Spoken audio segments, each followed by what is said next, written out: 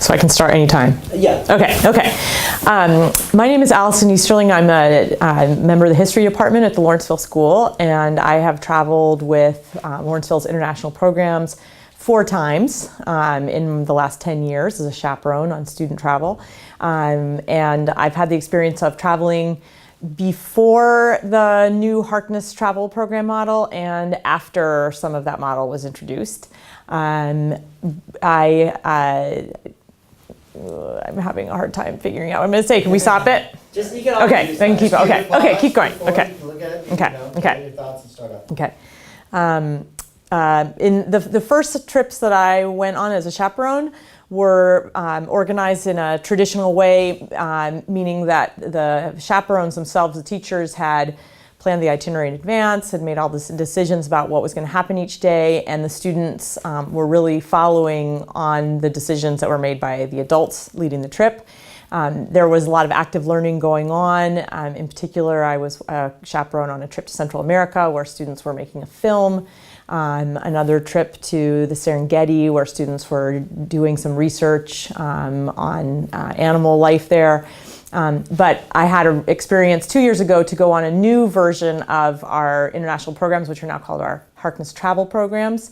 The model is designed to have students more empowered to make decisions and experience leadership opportunities on that trip.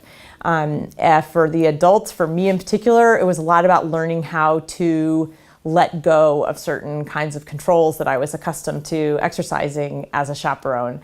And I struggled with that at first. A very important part of that model is appointing student leaders for each day and allowing them to make decisions and sometimes allowing them to make mistakes.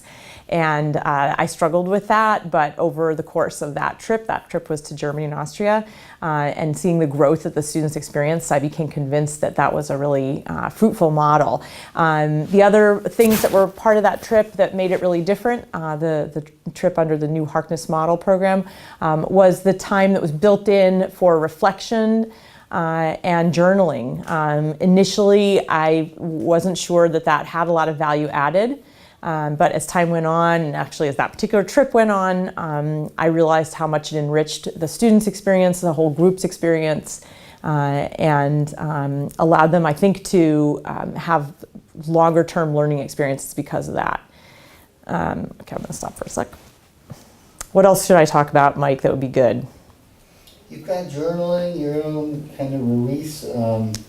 I can tell an anecdote, see if you want to. Okay. Allowing students to take the lead in terms of itinerary building was probably one of the biggest challenges for me. Part of that may be just my personality. I like to be in charge, and having to let that go and accept the kind of risk that goes with letting go. Risk not in a sort of true risk management sense, but allowing for the individual student or the group to sometimes make mistakes. Did we get on the wrong bus? Did we get on the wrong train? And being okay with that that's part of the learning experience. I think that was a really eye-opening growth experience for me. And allowing the students to feel like they were making choices that were shaping their own and their group's experiences was a very valuable part of that whole model. Okay. What else? Maybe more group time, like processing time or something? Or, oh, I know, meetings. Right.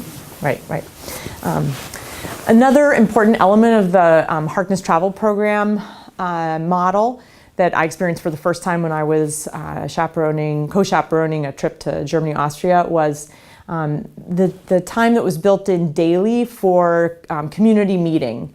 That had not been as much of a part of other trips that I'd been on. And this became a really a central part of the group's experience. Taking the time each evening to get together, to talk about highs and lows, to have some good laughs about things that had happened during the day, and also process some more challenging emotions or experiences that people were feeling. There are always challenges that arise in travel, especially travel in groups. And that was a really important, both sort of bonding experience, but learning experience for both the students and the adult chaperones on the trip. Okay, anything else? Not forcing anything. Those are all, you've said a lot of good things. Okay, so That's good. we're good? Yeah. If you need more, I'll wear the same clothes and come back. So, Thank you. okay. So, Justin, I know